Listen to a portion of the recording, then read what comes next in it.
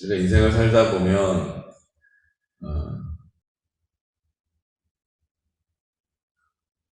연전연패할 때가 있습니다.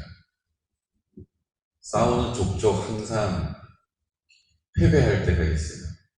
어떤 문제에 대해서 그럴 수도 있고, 어떤 사람에 대해서 오늘은 좀 관계를 회복하고 싶다. 내가 좀 양보하고 내가 좀 못 이기는 척 해야겠다. 그런데 또 이렇게 하다 보면 또 그게 안 돼가지고 또 낭패를 보고, 이렇게 또 어떤 분들은 또 건강에 대해서 늘 좋지 않은 결과를 의사에게 들어야 하는 분들도 계시고, 또 어떤 분들은 물질에 있어서 이 가난의 굴레를 좀 벗어나고 싶은데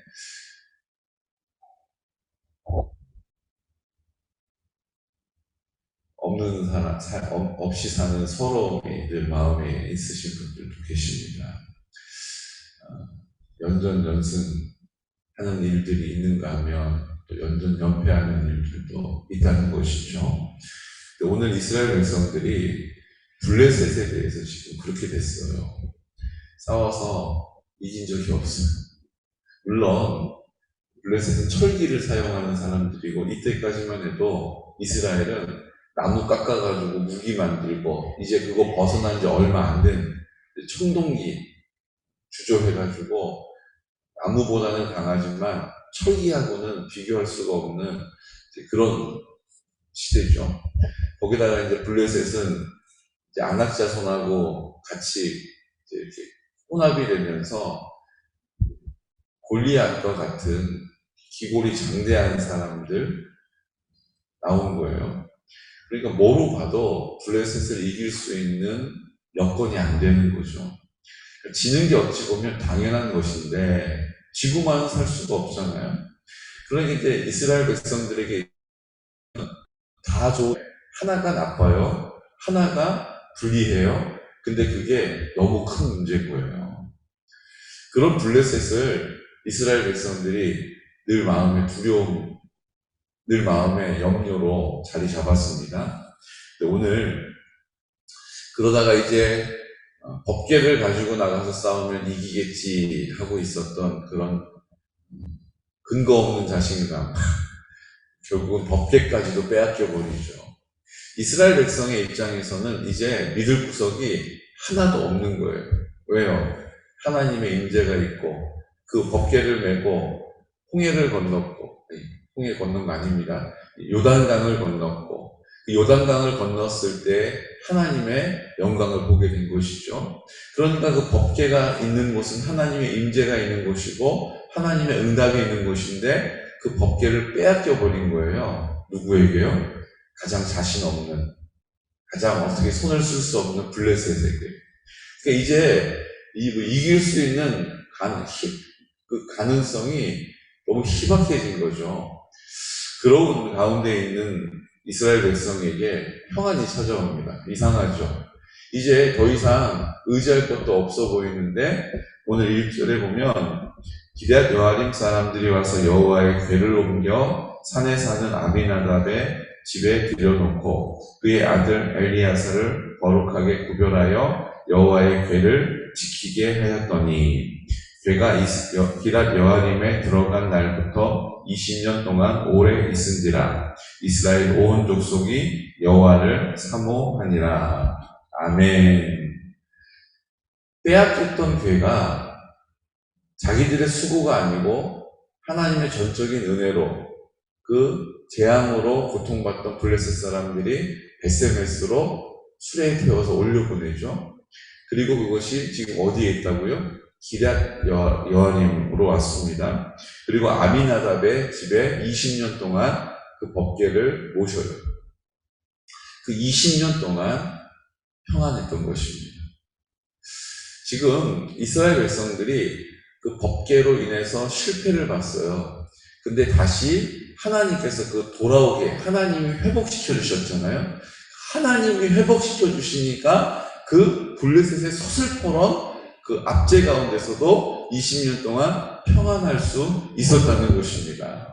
결국은 우리가 노력하고 우리가 수고해서 되는 것이 아니라 하나님의 전적인 은혜와 구원의 그 평안이 있다는 거예요. 그 20년 동안 그들이 평안을 누리게 됩니다. 그리고 나서 이제 오늘 3절에 보니까 사무엘이 이스라엘 온 족속에게 말하여 이르되 만일 너희가 전심으로 여호와께 돌아오려거든 이방신들과 아스타롯을 너희 중에서 제거하고 너희 마음을 여호와께로 향하여 그만 섬기라. 그리하면 너희를 블레셋 사람의 손에서 건져 내시리라. 그리고 뭐합니까? 온 이스라엘은 미스바로 모이라. 내가 너희를 위하여 여호와께 기도하리라 하매 그들이 미스바에 모여 물을 길어 여호와 앞에 붓고 그날 종일 금식하고 거기에서 이르되 우리가 여호와께 범죄하였나이다 하니라. 사무엘이 미스바에서 이스라엘 자손을 다스립니다. 사무엘이 20년 동안 평안히 지나왔어요. 무탈했어요. 근데 사무엘이 갑자기 이스라엘 백성에게 말합니다. 너희가 전심으로 여호와께 돌아오려거든 이방신들과 아스타롯을 너희 중에서 제거하고 너희 마음을 여호와를 향하여 그만 섬기라. 하나님만 섬겨야 한다. 너희 우상 숭배하던 것 다 제하고 없이 하고 하나님만 섬겨야 된다. 이렇게 얘기하는 거예요. 하나님만 섬겨야 한다. 그리고 뭐합니까? 미스바로 다 모이라고 명령합니다. 미스바에서 회개 운동이 벌어지는 거예요. 미스바에서 금식하면서 기도하기 시작하는 것입니다. 미스바에서 예배 재단을 다시 회복하는 거예요. 그러자 어떤 일이 벌어집니까? 그러면 이제 모든 문제가 해결돼야 되는데 웬걸요? 그동안 잠잠했던 블레셋이 이스라엘 사람들이 미스바에 모였다 하는 것을 듣고 뭐해요? 저것들 저렇게 모여가지고 또 무슨 일 꾸미는 거야? 가서 다 흩어버려. 이러고 군대를 이끌고 왔어요. 이게 여호와께로 돌아오고 제단을 다시 회복하고 하나님만 섬기겠다고 하고 금식하면서 기도하면 문제가 일사천리로 다 해결돼야 되는데 갑자기 잠잠했던 그 문제가 확 또 일어나는 것처럼 보이는 거예요. 사람들이 두려워합니다. 요동합니다. 동요해요. 어떡하지? 어떻게 하면 좋지? 또 염려가 찾아와요. 성경은 우리에게 이 상황을 이렇게 설명합니다. 이스라엘 자손이 8절 사무엘에게 이르되 당신은 우리를 위하여 우리 하나님 여호와께 쉬지 말고 부르짖어 우리를 블레셋 사람들의 손에서 구원하시게 하소서 라고 말해요. 근데 그 마음은 담대한 마음이 아니라 두려운 마음이었어요. 7절에 보니까 이스라엘 자손이 미스바에 모였다함을 블레셋 사람들이 듣고 그들의 방백들이 이스라엘을 치러 올라온지라. 이스라엘 자손들이 듣고 블레셋 사람들을 두려워하여 두려운 마음을 가지고 사무엘에게 뭐합니까? 우리를 위해서 쉬지 말고 부르짖어서 블레셋 사람들의 손에서 우리를 구원하게 해달라고 부탁합니다. 그러자 사무엘이 뭐라고 얘기합니까? 젖 먹는 어린 양 하나를 가져와라. 그리고 온전한 번제를 여호와께 드리고 이스라엘을 위하여 여호와께 부르짖음에 여호와께서 응답하셨더라.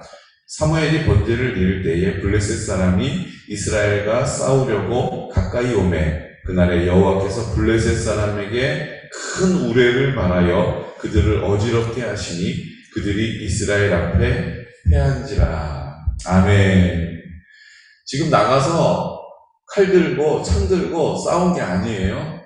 지금 이스라엘 백성들은 사무엘에게 기도를 요청한 것이고 사무엘은 그 기도의 요청에 따라서 뭐합니까?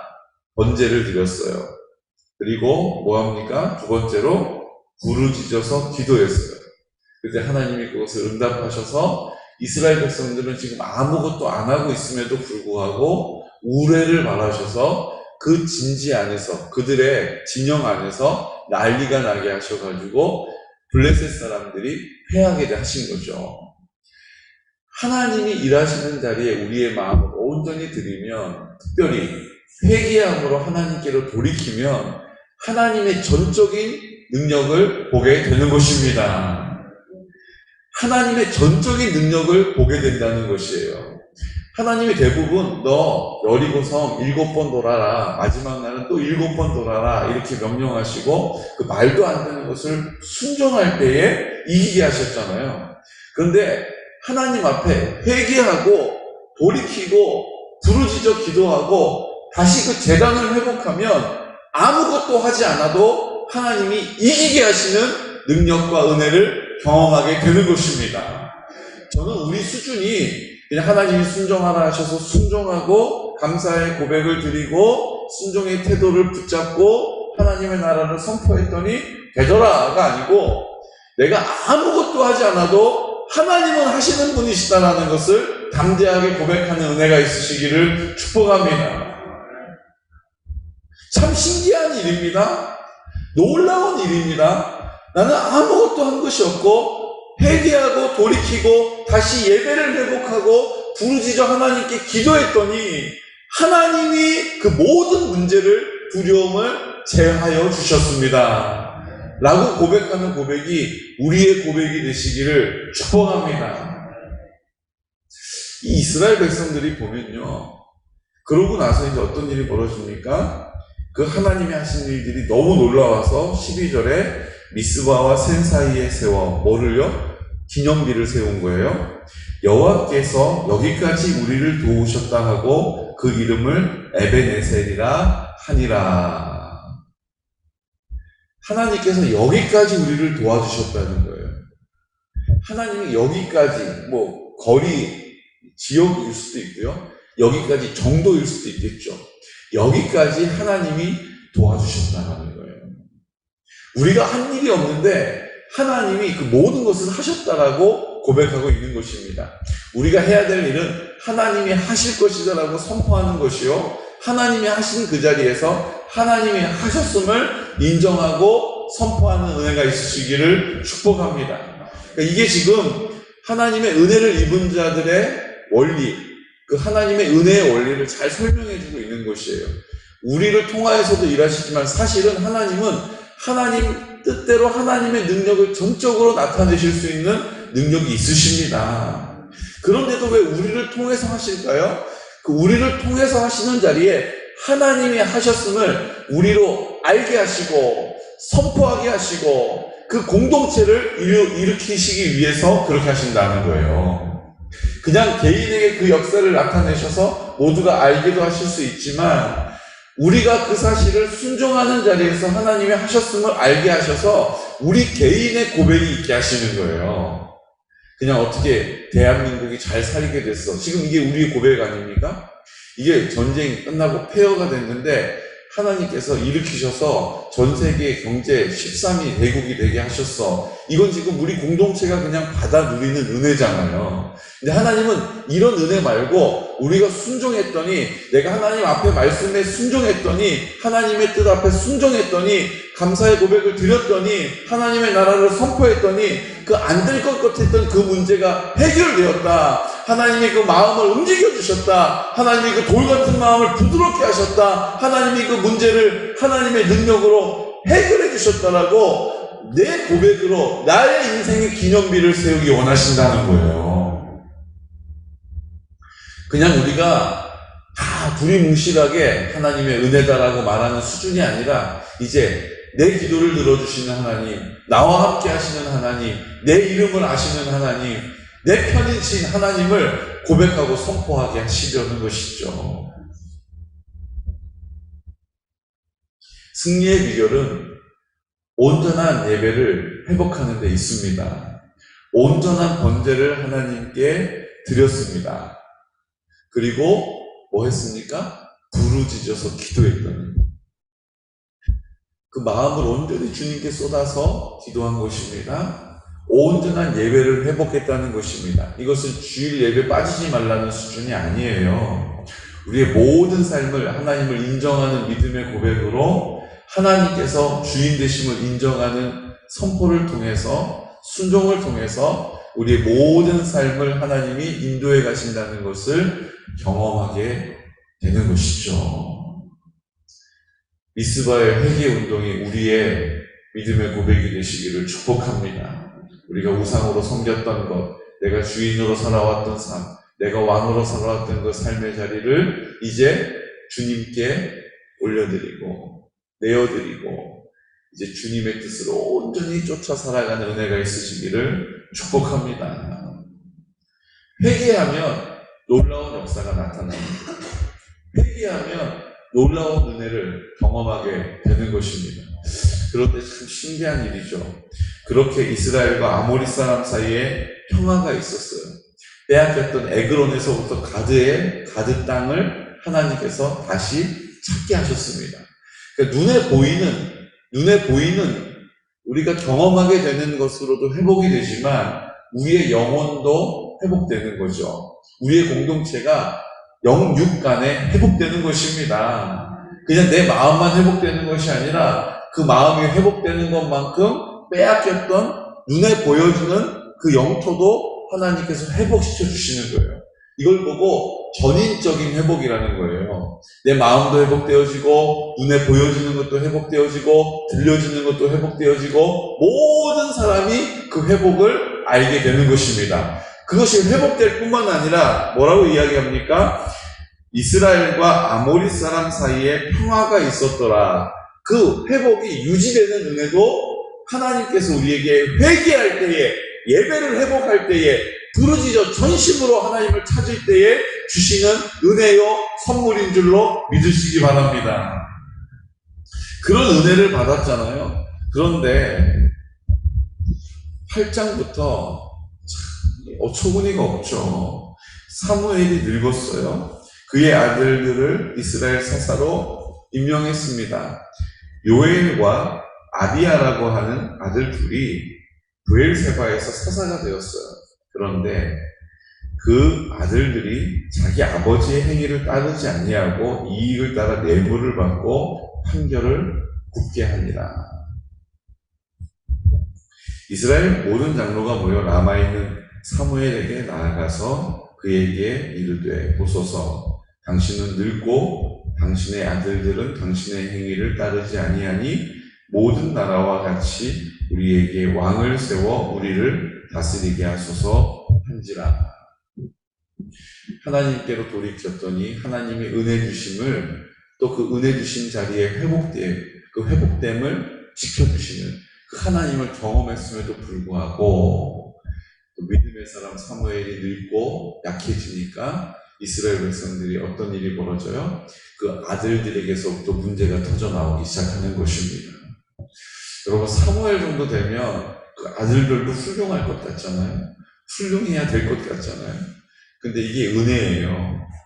사무엘과 같은 믿음의 사람의 자녀들도 그릇 행할 수 있다는 거예요. 우리 자녀들도 마찬가지죠. 또 한 가지, 엘리의 제사장, 대제사장이었던 엘리의 자녀 홈노와 비느하스도 똑같이 그릇되게 행했죠. 근데 홈노와 비느하스의 그릇된 행실을 엘리가 꾸짖지 않고 정책하지 않고 경고만 했어요. 소문이 안 좋다. 왜 그러냐? 그러지 말아라. 우리의 책임이 있는 것입니다.